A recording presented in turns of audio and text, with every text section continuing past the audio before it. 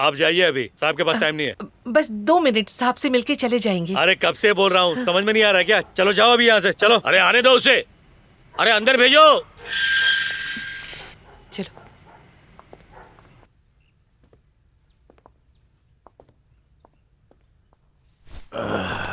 आखिरकार तुम्हारे दीदार हो गए। चलो आओ। नमस्ते। मेरा नाम ज्योतिका है। जानता हूँ। और ये मेरा भाई है स्टेलिन। इस तरफ आइए, यही मेरा राजपाट है। इन तस्वीरों को देखो। ये उस वक्त की है जब मैं अपना पहला इलेक्शन लड़ रहा था। और ये देखो, मेरी बाईं तरफ उस वक्त के चीफ मिनिस्टर बैठे हुए हैं। तब मेरी मूछें निकली ही थी। और इस तस्वीर को देखो, विशाखा स्टील प्लांट के उद्घाटन के दिन ली गई थी। बेहतरीन तस्वीर है। गरीबों के उद्धार के लिए मैं अपनी जान देने को भी राजी हो गया था। ये उस वक्त की तस्वीर है। तुम्हारे जहन में आ रहा होगा, अजीब आदमी है, मुद्दे की बात छोड़कर कहानियां सुना रहा है। क्योंकि हर किरदार के 2 रूप होते हैं, एक दिखाने के लिए, एक छिपाने के लिए। मेरा पहला रूप मासूम जनता को अपनी ओर खींचने के लिए बना है, जो यहाँ है, और दूसरा बिल्कुल उल्टा है। चाहे मैं कुछ भी कर लूं, कानून मुझे अपनी गिरफ्त में नहीं ले सकता। चलो दिखाता हूँ। अरे देखो देखो, ये सब क्या लिखा है? सब पुराने किस्से। ऑडिटर का परिवार ट्रक के नीचे मारे गए। अब बताओ, अचानक ट्रक कहाँ से आया और कैसे इन्हें कुचल दिया? दरअसल मैंने ही भेजा था। अब मेरे हिस्से का गुड़ कोई अचानक खा ले तो मैं बिठा के उसको खिलाने तो नहीं जाऊंगा ना। ये सब मेरा ही किया हुआ है। ये देखो, ये वाला। किसी ने चाकू मार के कलेक्टर की हत्या कर दी। नादान लोग, उन्हें पता ही नहीं चला कि मरवाने वाला मैं ही था। अब मेरा गुड़ खाओगे तो पेपर में तो छपोगे ना। चलो पलाटली। एक इंजीनियर अपने पूरे परिवार समेत खुदकुशी कर लेता है। इसने सिर्फ गुड़ खाया ही नहीं, उसे चुराने की भी कोशिश की। इसीलिए उसका परिवार भी लपेटे में आया। लेकिन इनमें से किसी ने भी मेरे परिवार पर उंगली नहीं उठाई। पर तुम्हारे इस भाई ने मेरी बेटी के घर में जाकर उसे धमकाने की जुर्रत की। सर, मेरा भाई एक अच्छा इंसान है। उसने अनजाने में आप लोगों से दुश्मनी मोल ले ली। अनजाने में ही उसे भूल हो गई है, इसीलिए आपसे माफी मांगने आए हैं। हाँ, इसकी शक्ल से तो नहीं लग रहा। नहीं सर, वो ऐसी बात नहीं है। वाकई? स्टेलिन, जाओ। आ जाओ, मेरे पास आओ। आओ। जाओ। अरे आओ, जाओ। घबराओ मत, आओ। आ जाओ, आ जाओ, इस तरफ आ जाओ, मेरे सामने आओ। आओ, थोड़ा सा और करीब। आ जाओ, आ जाओ। बस बस बस बस, रुक जाओ, रुक जाओ।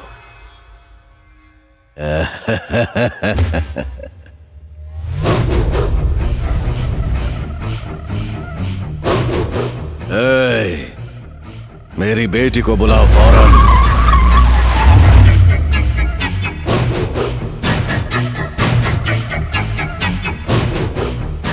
क्या कहा था मैंने तुमसे? देखो, मैंने इसे दायरे के अंदर खड़ा कर दिया है।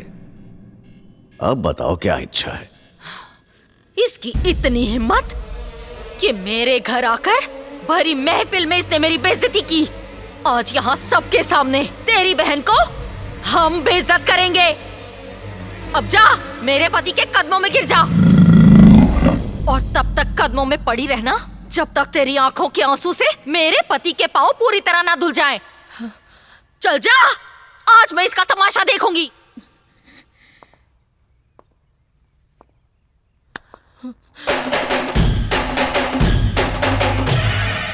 रुक जाओ दीदी।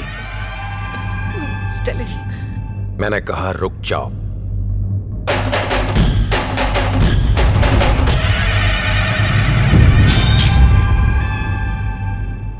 सर, आप ताकतवर लोग हैं, आपके पीछे पूरी सरकार है, और हम तो बहुत ही छोटे लोग हैं। पर फिर भी मैं आपसे एक बात कहूंगा, अगर तू एक बाप की औलाद है तो पहले मुझे हाथ लगा, उसके बाद मेरे परिवार को छूना। अगर इस जिद पर अड़े रहोगे ना तो तुम्हारी ये पूरी सल्तनत तबाह कर दूंगा। अगर अब भी बात समझ में नहीं आई तो आ जा।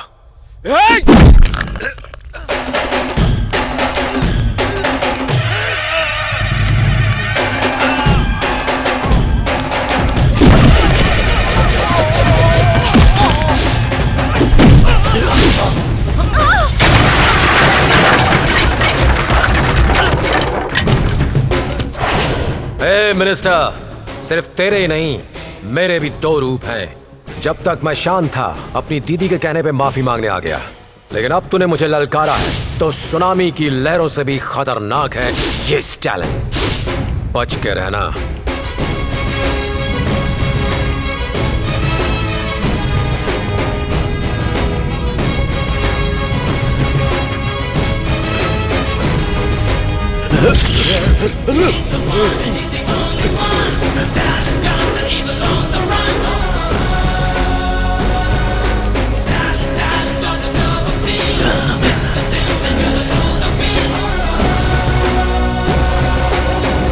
मेरा गुड़ छीन के कहा गया। वो मिनिस्टर है भाई, उसके पास पावर है। पावर है तो क्या, जो चाहे वो करेगा। पावर है तभी तो किया। देखिए भाई, सिग्नल के पास आपने जिसे मारा ना, उसका और मिनिस्टर का कोई लेना देना नहीं है। वैसे उस मिनिस्टर का आपसे कोई वास्ता नहीं है, फिर भी उस मिनिस्टर ने साथ उसी का दिया ना। यही तो, इसी बात का तो अफसोस हो रहा है कि एक गलत काम करने वाले की पहुंच मिनिस्टर तक है। मैंने एक नेक काम की शुरुआत की थी जिसमें एक शख्स 3 लोगों की मदद कर सके। 1 या 2 दिन नहीं, पूरे 20 दिन इंतजार किए, मगर अफसोस एक भी आदमी आगे नहीं है। कैसी खुदगर्ज दुनिया है। एक्सक्यूज मी सर, आपको डॉक्टर बुला रहे हैं। देखिए, ऐसे मेजर एक्सीडेंट्स में कभी कभी लीवर का या किडनी का इन्फेक्शन होने के चांसेस हैं। अनफॉर्चुनेटली आपकी माँ की दोनों किडनी इन्फेक्टेड है। अब क्या करेंगे डॉक्टर? एक ही रास्ता है, किडनी ट्रांसप्लांट। मतलब किडनीज को बदलना पड़ेगा सर? यस, आप दोनों में से कोई डोनेट करे तो बेहतर है। डॉक्टर, आप मेरी किडनी ले लीजिए, आई एम श्योर वो मैच हो जाएगी। ठीक है, मेरी भी चेक कर लीजिए। फाइन।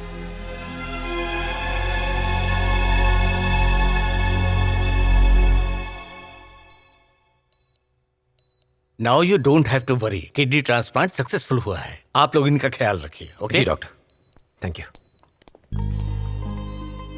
माँ, कैसी हो? तूने मुझे अपनी किडनी देकर बेटा होने का फर्ज अदा किया ना? नहीं माँ, किडनी मैंने नहीं दी। मतलब?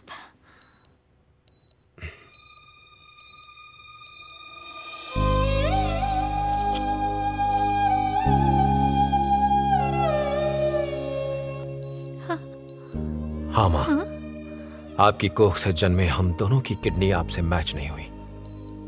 कहीं दूर पले बढ़े आपकी बेटी से शादी करने वाला, जिसने आपसे हमेशा बुरा भला सुना, आज उसी की किडनी आपको सूट हुई।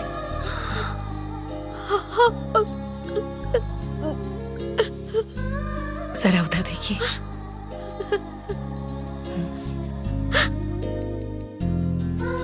मेरे पास कुछ अल्फाज ही नहीं है कहने के लिए। अब तू बता, किसी से माफी मांगनी हो तो पंजाबी में क्या कहते हैं? दामाद जी से पूछकर बताना।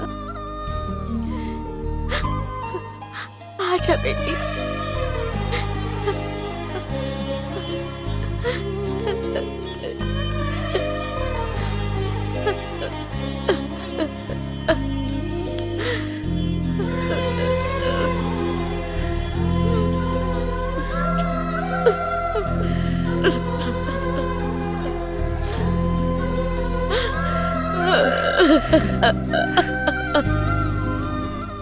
कितना प्यारा है ना?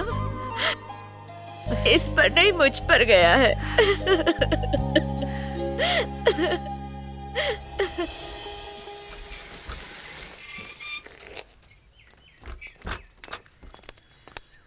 ये लीजिए। आज मेरा रिटायरमेंट था, ये जानते थे तुम लोग? फिर भी तुम लोगों में से कोई ऑफिस नहीं आया। हम सब तो आना चाहते थे पापा, लेकिन सुबह से छोटू की तबीयत ठीक नहीं थी। अच्छा, मैं ताउम्र तुम्हारे रिक्शे से ही ऑफिस जाता रहा हूँ। जी। मेरी जिंदगी में तुम्हारा भी एक अहम हिस्सा रहा है। मुझे कहते हुए दुख हो रहा है, कल से तुम्हें यहाँ आने की जरूरत नहीं है। साहब, इतने सालों से मैं आपको हर रोज ऑफिस पहुँचाता रहा, बदले में आपने बहुत सारे एहसान किए हैं हम पर। आपकी बदौलत ही मेरा बेटा इंजीनियर बन पाया। मैं आपका एहसान कभी नहीं चुका पाऊंगा। अब मैं चलता हूँ साहब। रुको भाई, जरा बैग देना। 30 साल की सर्विस पर रिटायरमेंट के बाद मुझे प्रोविडेंट फंड के कुछ पैसे मिले हैं। तुम भी तो दरअसल 30 साल से मेरी सेवा करते आ रहे हो ना। देखो, मैं तुम्हारे बड़े भाई जैसा हूँ, इसलिए ये पैसे रख लो और लोन लेकर एक नया ऑटो खरीद लो। लेकिन साहब, रख भी लो। इतना पैसा आप अरे मुझे, पर तुम्हारा भी हक बनता है।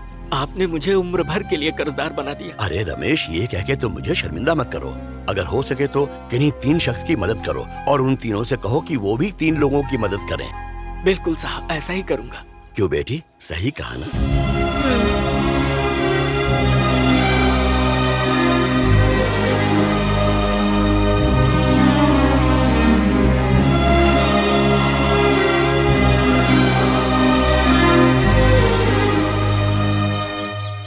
आप उसे हल्के में मत लीजिए। घर में आके उसने आपको ललकारा। मैंने उसे खत्म करने के लिए 20 आदमी भेजे थे, उल्टा सब मार खा के आए। डैड, पार्टी वर्कर्स काफी वक्त से आपका इंतजार कर रहे हैं। अरे जाके बोलो चुल्लू भर पानी में डूब मरे। मैं उस हॉल में नहीं जाने वाला। स्टैलिन के कहे हर अल्फाज मेरे जहन में घूमते रहते हैं। अरे जब से स्टालिन धमकी देके गया है, अपने लोग बागी होते जा रहे हैं। जाके वेंकट की खबर लीजिए। उसकी तो मैं... अरे किधर है वेंकट राव? कहाँ है वेंकट? नमस्ते साहब। क्या वेंकट, कल तू अपोजिशन के पास गया था, क्या पॉलिटिक्स कर रहा है बे? वो आप तो जानते हैं अपोजिशन में मेरे चाचा हैं, तो बस उन्हीं से बात करनी थी फैमिली के बारे में। और खींच के दूंगा भी एक। मेरे सामने झूठ बोलने से पहले एक बार सोच लिया होता। अब बता हकीकत, तू उन लोगों के साथ शामिल होना चाहता है? नहीं साहब। वापस मुझसे झूठ बोला तूने वेंकट। सच बोलने के बावजूद हाथ क्यों उठा रहे? मेरे सामने आवाज ऊंची की तूने। और नहीं तो क्या, उस दिन स्टालिन यहीं आके आपको धमका के गया, तब तो कुछ नहीं किया। भाई सुन तो। चुप कर। मैं मामूली नौकर हूं तो जुल्म कर रहे हो। अगर उसे हरा दिया तो मैं आपकी गुलामी करूंगा। सिर्फ गरीबों को दबाते हो। चला, भाड़ में गई पार्टी। ज्यादा ही बोल के चला गया। ये कितनी बदतमीजी करके जा रहा है। डैड, इसकी इतनी हिम्मत उस स्टालिन की वजह से हुई है। इससे पहले कि हर एक आदमी मेरे सामने आवाज ऊंची करे, स्टालिन को खत्म करना होगा। उसके परिवार को जाकर खत्म कर दो। जीजा जी, और उसे जीजा जी, उसने खुलेआम आपको चुनौती दी है। हिम्मत है तो पहले मुझे छूना, उसके बाद मेरे परिवार को हाथ लगाना। अरे मुझ में तो हिम्मत ही नहीं है। अरे है ही नहीं मुझ में हिम्मत। मैं क्या करूं बता? ए माँ, मुझे माफ कर दे, तेरा बेटा कायर है। हाँ, इधर आ। वो उसके परिवार में से किसी एक को तो खत्म कर